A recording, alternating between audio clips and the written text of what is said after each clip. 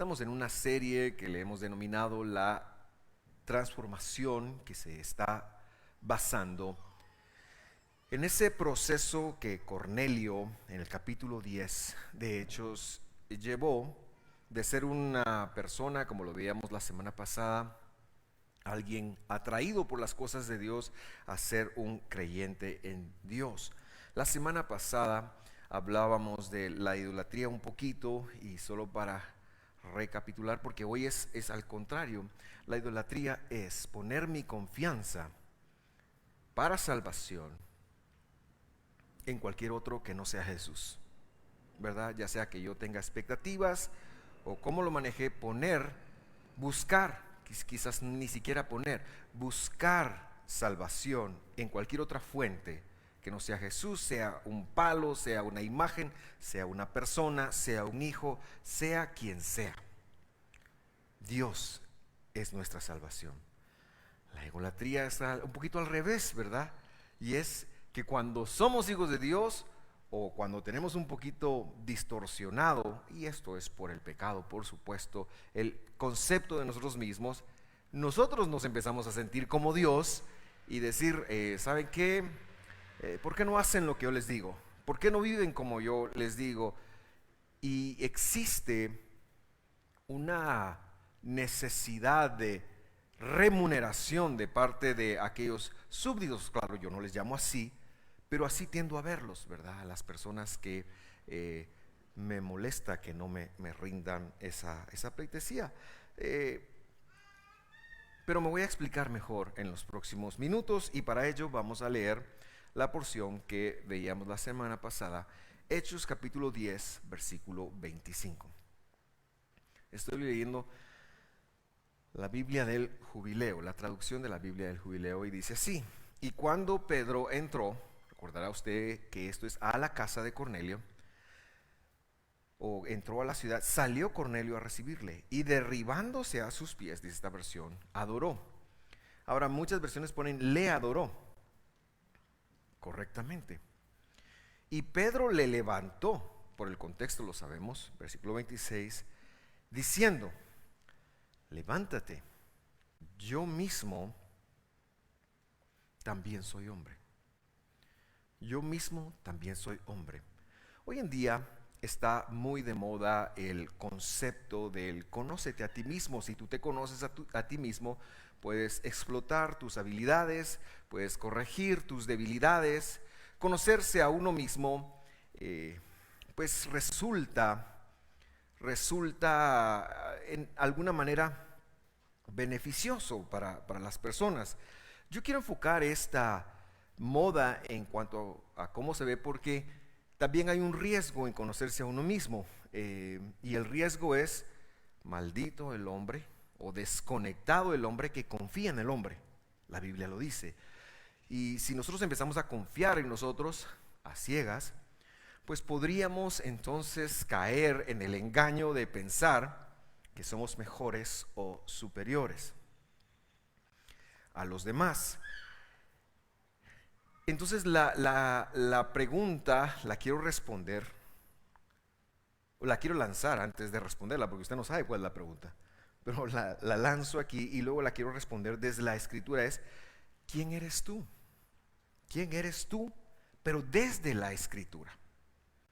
Y sobre eso vamos a ir aprendiendo un poquito. Ahora, hay dos formas de responder esta pregunta. Y la primera es: ¿quiénes somos con Dios y quiénes somos sin Dios? ¿Quiénes somos antes de Dios? ¿Quiénes somos después de haber confesado a su majestad, el Todopoderoso, el Rey de Reyes y Señor de Señores, Jesús, como nuestro Salvador? Hay un antes y un después. Y una cuestión que sucede es que muchas veces, quizás al apartarnos un poquito de eso, entonces volvemos al estar sin Dios. En mi opinión, Pedro se está refiriendo a esta segunda, ¿quiénes somos con Dios? Él lo tiene muy, muy claro, pero ¿por qué lo digo? Porque también va a abarcar la primera, y él le dice: yo soy un Adán. Eso es lo que le dijo: Yo soy un Adán. Adán, el que aparece en Génesis capítulo 1, el capítulo 2 o los versículos que sean, ese primer ser que fue creado, no se llamaba, ese no era su nombre, sino era su título. Adán significa ser humano. Y ya veremos un poquito en la Biblia qué quiere decir eso. Pero lo que es muy claro es que lo que Pedro le está diciendo es: yo no soy Dios, yo soy un Adán. Yo soy un Adán.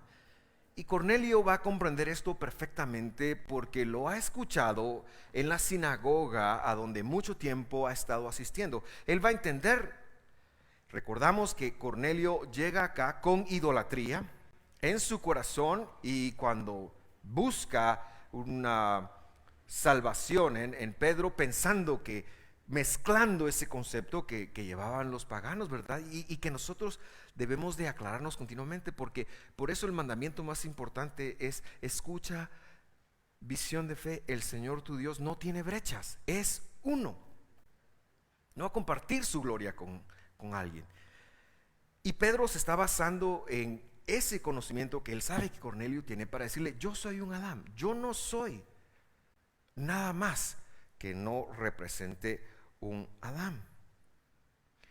Y para entonces sí conectar qué significa eso, vamos a ver Génesis capítulo 1 versículo 26. Para conocer qué es el hombre, pues vamos al que creó al hombre.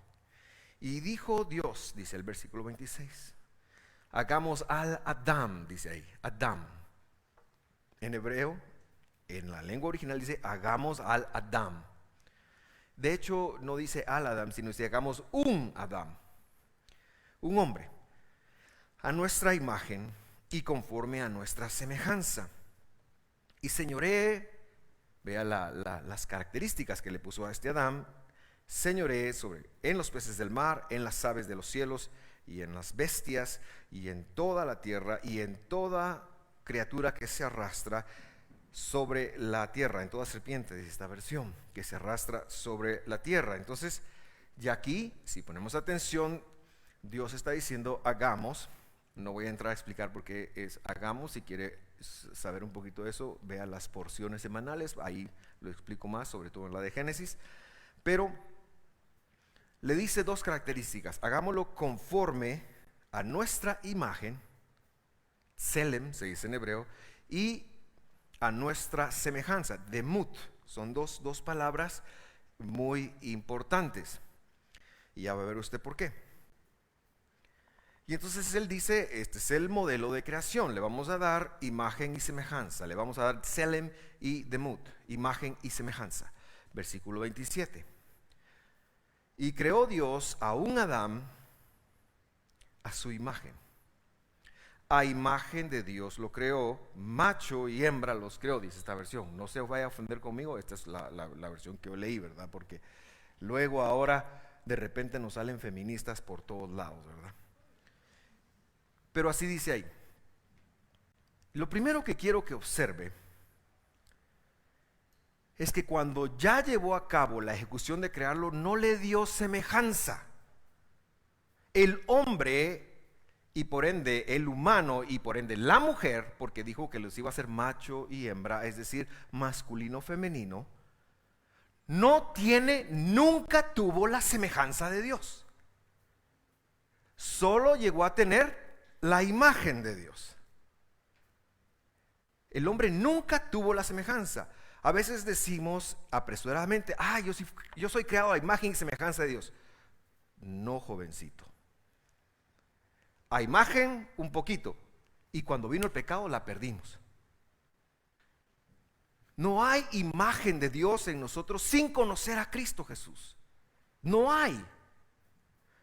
Y porque no hay, por eso nos morimos. Porque la idea de Dios es que este ser, este humano, viviera para siempre. ¿Ok? Y entonces Dios le puso un árbol, que es una forma muy pedagógica de ponerlo en el huerto, y le puso ese árbol y le dijo: cuando comas de ese árbol vas a tener la semejanza. Era el árbol de la vida. Era el árbol de la vida. Y entonces el hombre, o el humano, voy a llamarle así, recibió imagen. ¿Qué quiere decir imagen? La palabra tselem sí se refiere a, por ejemplo, la escultura de algo que se parece a alguien. De hecho, también se usa para palabra ídolo, pero viene de una raíz que quiere decir luz. Dios puso en él una cierta luz, vamos a llamarle. Cuando Dios ejecutó esto, fue de la siguiente manera. Ahí está. Génesis 2:7. Esa traducción es Vladimiro Vázquez Avelar. Así que no la va a encontrar usted en las Biblias. Eso lo traduje yo para que veamos ahí algunos errores que existen en las traducciones que tenemos, ¿verdad?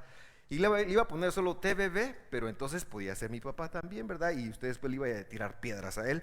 Y se trata de tomar responsabilidad que me las tire a mí. Dice, formó. ¿Qué entiende usted por formar? La palabra es bien interesante. La palabra empieza con diseño y acaba con ejecución. Dios lo moldeó. Ahora, ¿de qué lo moldeó? Lo moldeó. ¿De qué lo moldeó? Por favor, respóndame usted. ¿Qué dice ahí? ¿De qué lo moldeó? Porque eso está bien traducido. Del polvo de la tierra. Agarró Dios un poquito de polvo y un poquito de H2O y empezó a hacer su figurita y su diseño. Claro, tenemos que pensar en que diseñó los vasos capilares, diseñó bueno, no sé si los vasos capilares porque la sangre es posterior al pecado, pero imagínese usted los ojitos, y imagínese usted la nariz, imagínese y Dios lo diseñó, lo formó, pero lo formó, ¿de qué lo formó? Lo formó del polvo. Punto número 1, el hombre es hecho de esta creación y es polvo, con agua, pero polvo, eso hay que saberlo. Segundo, dice ahí, en lo que regresa acá, polvo de la tierra. Luego, las traducciones normalmente ponen ahí, y sopló en su nariz el aliento de vida. El problema es que ese verbo está en futuro. Entonces dice, formó pues el Señor al hombre del polvo de la tierra. Y luego dice, y soplará en su nariz, en sus fosas nasales, dice literalmente, el aliento de vida. Ese era la semejanza. Dios le iba a dar al hombre la semejanza, le iba a dar de su carácter, de su divinidad al hombre. Esa era la semejanza. Pero no llegó a eso, solo llegó a la imagen. ¿Y cuándo lo iba a hacer? Yo no sé cuándo lo iba a hacer. Pero le digo algo, eso sucede cuando recibimos a Jesús y el Espíritu Santo viene sobre nosotros. ¿Por qué? Porque es cuando recibimos la vida eterna. Este era el momento de la vida eterna, y soplará. Dios había definido cuándo lo iba a hacer.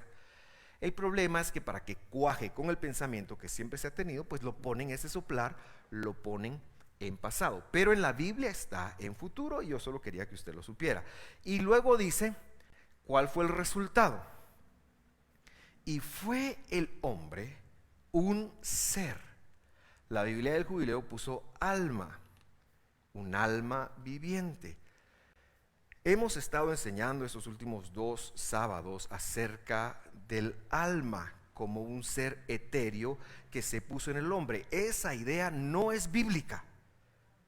El hombre no tiene alma. No tenemos un alma. Hay un cuerpo espiritual, que es el que Dios nos va a dar en la resurrección, y un cuerpo material. La idea de que el hombre tenga un alma dentro viene de la filosofía griega que se coló en la historia bíblica, en la historia de la cristiandad, aunque he de decir que el judaísmo exagera en función de eso. Pero si vamos solo a la Biblia no habla de eso. Eso lo habló Platón. Y cuando ya se mezcló el concepto, pues llegó. Si quiere saber más de eso, hay 2 estudios que colgamos en YouTube de Marcos, el 49 y el 50, me parece que es. Entonces, lo dejo ahí. Muy bien. El hombre vino a ser un ser con vida. Un ser con vida, una persona con vida. Así como usted y como yo. Esperando que Dios le soplara el aliento de vida. Pero sucede que un día Don Sata, con S minúscula, engañó a la dama y le hizo pensar que al comer de un árbol que estaba fuera del huerto, estaba comiendo del árbol de la vida para recibir la semejanza de Dios. La engañó. La mujer fue engañada. El varón, ese no fue engañado. Ese dijo, híjole, esta ya comió. En lugar de pagar el precio de redimir a su mujer, desde ahí vienen todos nuestros problemas, hermanos. En lugar de pagar el precio de redimir a su mujer, dijo, no, yo también como. Adán fue él un traidor adrede, la mujer fue una traidora sin saberlo. De cualquier manera, el peso de lo que Dios había dicho cayó sobre ellos y habitó la muerte. Ser humano es pasar un tiempo en la tierra. Para muchos es un mes en el vientre de la madre, para otros es 100. Estábamos leyendo el viernes en la casa de mi papá que la persona que en estas épocas ha vivido más, vivió 132 años. 132 años y era un nativo americano registrado. 132 años. Pero de todos modos murió. Por mucho que se cuidó la presión, el hígado, lo que tomaba, lo que bebía, lo que sea. Y yo no estoy en contra de cuidarse, hermanos, sobre todo los padres, que somos los que menos nos cuidamos. Cuidémonos un poquito más, manejemos el estrés, durmamos, cuidémonos. Porque como decía mi amigo Boris en su himno que él cantó antes del 2012, el mundo se va a acabar, el mundo se va a acabar. Ahí ve usted cómo lo bailaba y lo danzaba a él, pero eso es cosa para que usted se la pregunte a él. Porque tenía otra parte, ¿verdad? Pero eso no me atrevo a decirlo en vivo. Por ahí se lo pregunta a él al final. Y yo quiero hacer conciencia en nosotros en esto, porque el hecho de que vivamos en esta vida y que veamos que generaciones van y generaciones van y van, pensamos que lo normal es morirse. Hermanos, esto era lo anormal. Desde la planificación de Dios, lo anormal era morirse. No era lo que Dios había designado. Y el fallo de esto, el quebrantamiento de la palabra de Dios, fue morir. Fue darle la bienvenida a la muerte, de tal forma de que todos los que estamos acá tenemos que ser responsables con los que vamos a dejar y por lo menos comprar un nichito ahí en el cementerio para que la familia no tenga problemas cuando nos toque petatear. Esto no es agradable hablar, pero es el problema humano, es la realidad humana. Y entonces el hombre se casa con la muerte. Todos morimos, todos nos corrompemos. A los 18 minutos de que el hombre expira su último aliento, empieza un proceso de descomposición para retornar a de donde Dios lo sacó. ¿De dónde lo sacó? Del polvo. Y entonces le toca al hombre esperar. Pierde la conciencia. No hay conciencia después de la muerte. La pierde completamente. Porque como Jesús dijo, nadie nunca fue al cielo, dijo Jesús, solo el Hijo del Hombre. Así está escrito, solo Jesús está en el cielo. El hombre pierde la conciencia y se queda a esperar. Y luego, en el futuro, están predichas dos resurrecciones, la primera y la segunda. La primera resurrección, a la gran, ya vas a agarrar el rojo vos. ¿Cuánto llevo pues? Qué bárbaro. Vamos a correr. Son bromas, te mando un abrazo, ¿viste? Ni siquiera voy a decir tu nombre para que nadie sepa que sos el director de multimedia, ¿viste? No tengas pena. Los que están en casa, por favor, ríanse un poquito, porque los que están acá se están riendo. Se lo están pasando bien, ¿va? Hoy no hay tanto calor, gracias a Dios por ello. Ok, ¿de qué estaba hablando? De la 1 y la 2. La primera resurrección es cuando el Señor se aparezca y va a sonar su shofar y nos vamos a levantar los que hemos creído en Él. Claro, enfrentaremos un juicio. Enfrentaremos un juicio. Pero nos van a dar la bienvenida. Entra en el gozo de tu Señor. En lo poco fuiste fiel, en lo mucho te pondré. Buenísimo. La segunda resurrección, esa sí es de ponerse así. Esa es la resurrección para condenación que van a vivir todos los que no creyeron en Cristo Jesús, para condenación. Pero ese no es mi tema y ya me están apurando. El hombre se corrompió para con Dios, se inhabilitó para con Dios. El tener contacto con Dios lo hubiera destruido, porque ahora era pecador.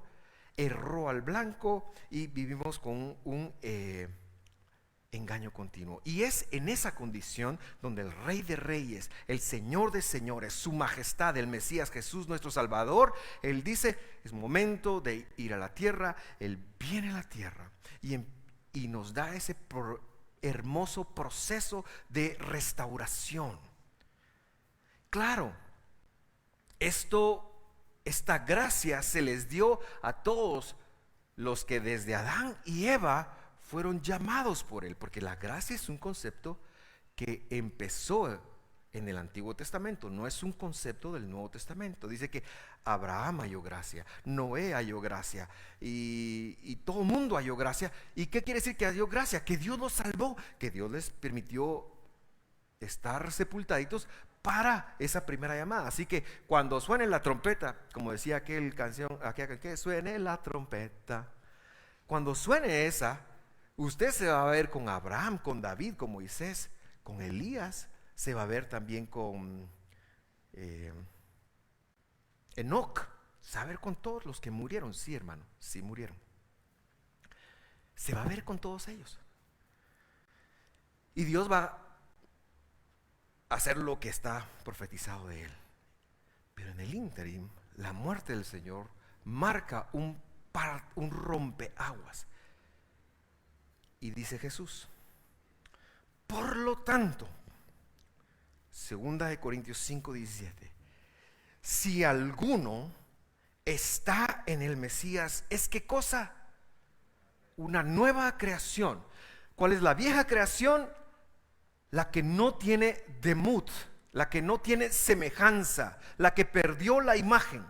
Pero ahora el hecho de que Él ha venido a pagar el precio de nuestros pecados nos hace una nueva creación.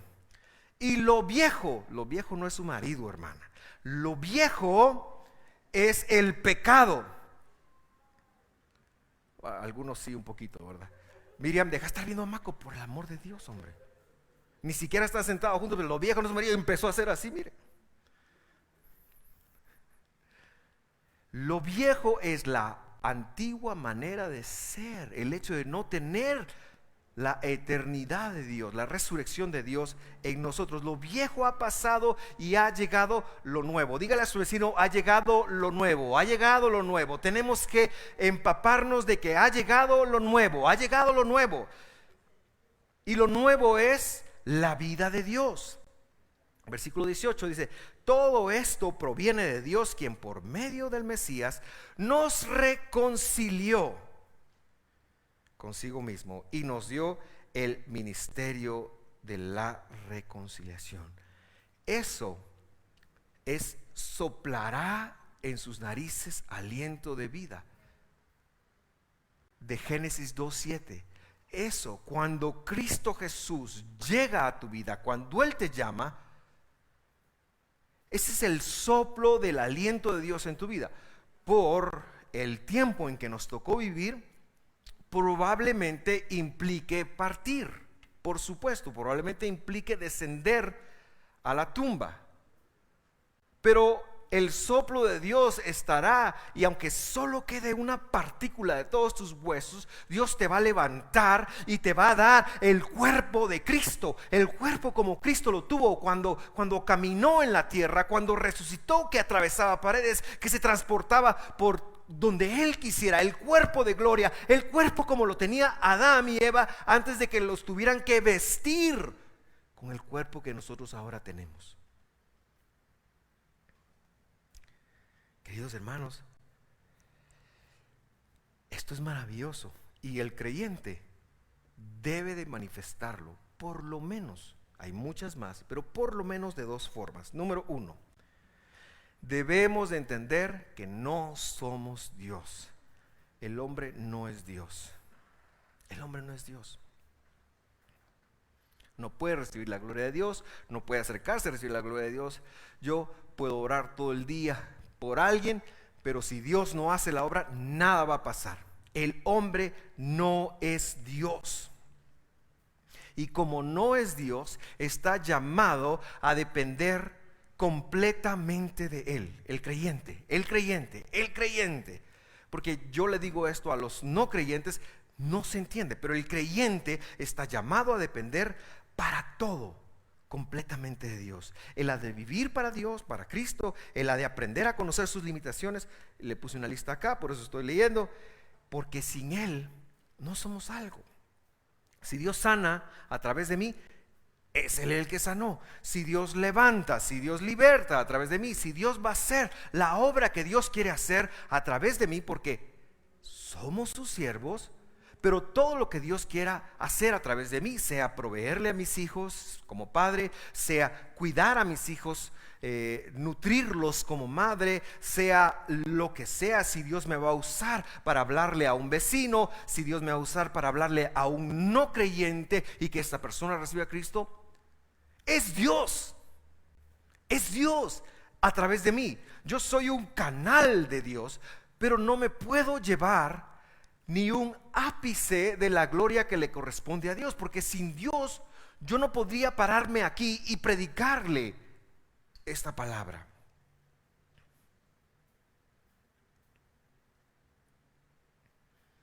Yo le invito a depender de Dios para todo lo que Dios quiere que usted haga, porque ahora eso dejó de ser una opción. El creyente, el verdadero creyente, debiera de convertirse en un siervo de Dios.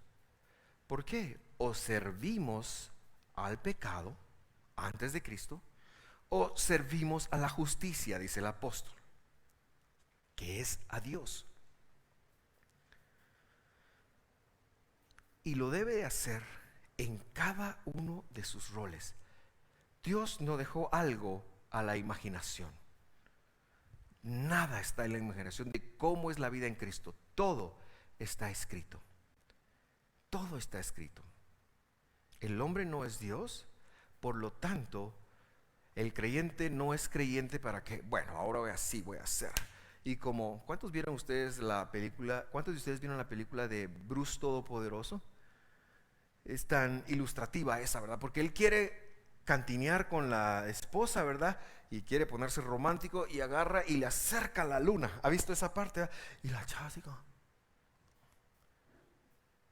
¿verdad? No sé si lo ha visto. No funciona así. No funciona así. No estamos aquí para hacer nuestra voluntad. No funciona así. Funciona que Dios le dio a la luna ciclos de 28 días. Y así va a pasar. Y cuando es el día 14, la luna va a estar chilera. Si usted quiere cantinearse a la señora, cantinéesela el día cuando está en luna llena. Es decir, esa luna me recuerda de tus ojos. O lo que quiera. A mí no se me ocurre ahorita Voy a retomar mis habilidades de cantinear. Se ríe acá, en la casa me va a caer. Pero bueno, el hombre no es Dios. Debemos de aclararlo. Se ha mezclado, ay, yo soy hijo de Dios, entonces yo puedo hacer lo que Dios. No, hermano. Tú tienes que aprender a hacer lo que Dios te pida, lo que Dios te diga. Es que yo soy una princesa de Cristo, yo soy un príncipe del Señor, pero eso lo usamos para justificar nuestras cosas que no debiéramos de justificar, porque evidencian la bajeza del ser humano. Y debiéramos de trabajar más en servir a es que es lo que Él quiera. Ese es el punto de Pedro. Pedro tenía mujer porque tenía suegra y tenía hijos. No fue irresponsable, pero él está en donde Dios lo tiene. Él va a donde Dios le dijo y va a hablar lo que Dios le está diciendo. Y cuando alguien se le postró y le hizo la proyección de que era un semidios, él le dijo: párate, papá, párate ahorita, te me paras ya. Yo soy un Adán. El hombre es un Adán, no es Dios. Tenemos que aprender a llegar a esa limitación. ¿Por qué? Porque hoy en día se nos vende: todo lo puedes, tú todo lo puedes, es un campeón. Y yo pienso que está bien no ser negativo, por supuesto,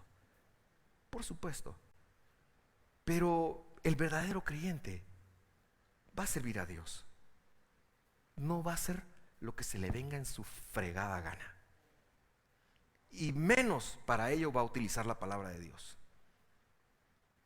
Le voy a contar una experiencia de mi ignorancia, cuando era más ignorante de lo que soy ahora. Iba yo con un amigo y yo llevaba un carro con placas norteamericanas a hacer un expertaje para pagarle los impuestos. Pero los papeles ya iban vencidos. Yo iba mal, es decir, me habían dado 30 días para hacer eso, y como mal chapín, yo lo hice en el día 31, día 32, lo que haya sido. Y en ese entonces, al igual que el día de hoy, había retenes por toda la ciudad. Había mucho carro con placas americanas, y entonces los policías miraban esas placas y decían: dólar, dólar, dólar, dólar. Y sí que me bajaron varias veces. Por ir huyendo de otro policía, atropellé a un cuate, y eso también ya se lo conté alguna vez. Pero esta vez iba con un amigo, y que en el periférico de camino de expertaje, un retén. Y entonces, porque buscaban las placas gringas como agua en el mes de mayo, ahorita ya no queremos agua, yo sé que estoy usándolo mal, pero lo buscaban así como la última Pepsi Cola en el desierto, le decía la semana pasada. Entonces, yo iba y que paso a la par del y yo dije: en el nombre, mire esa tontera, en el nombre de Jesús, ciérrale los ojos, Señor, para que no me vean. Porque era mi conveniencia, pero yo no estaba sirviendo a Dios ahí. Y gracias a Dios no me pararon por la gracia de Dios, y pude ir a hacer el expertaje, y ya cuando venía a regreso ya tenía algún respaldo para pagar impuestos. Pero mi amigo bromeó que una hora después todavía estaban con los ojos cerrados los pobres polis, que no sé qué le había pasado, que no sabían por qué se habían quedado ciegos. Pero no funciona así. Si a veces pasan cosas, es por la gracia y el favor y la misericordia y la fidelidad de Dios. Pero el creyente verdadero debe de aprender a ser un siervo de la justicia, aunque seamos hijos del Rey. Si me amáis, dijo Jesús, si me amáis, guardad mis mandamientos. La forma de la demostración del amor a Dios es guardando sus mandamientos, viviendo, siendo como Él. La segunda cosa, porque yo veo que ahorita me sacaron bandera, es: el hombre debe ser transformado. El hombre debe ser transformado. El hombre debe de aprender a vivir la eternidad ahorita. Debemos de aprender a vivir. ¿Cómo va a ser cuando Jesús regrese? Debemos de aprenderlo hoy. ¿Para qué quiere usted adquirir hábitos nuevos y ponerse en vergüenza que el Señor le diga, no, mira, esto no lo hiciste? Porque yo le dije que íbamos a vivir un juicio. Y que el Señor le dijera, mira, papadito, vas a entrar, pero mira, esta.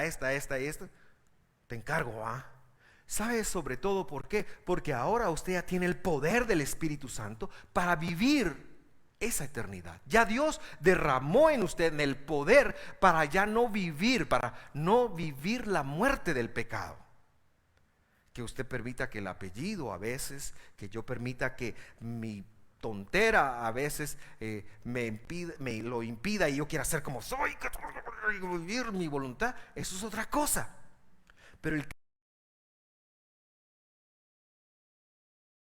de transformación en la palabra de Dios debe aprender a desarrollar las habilidades, las destrezas y las competencias de Dios. ¿Y cuáles son estas? Le dije 3 traducciones de la palabra mitzvah. La cuarta, que es la que usan, la peor, mandamiento.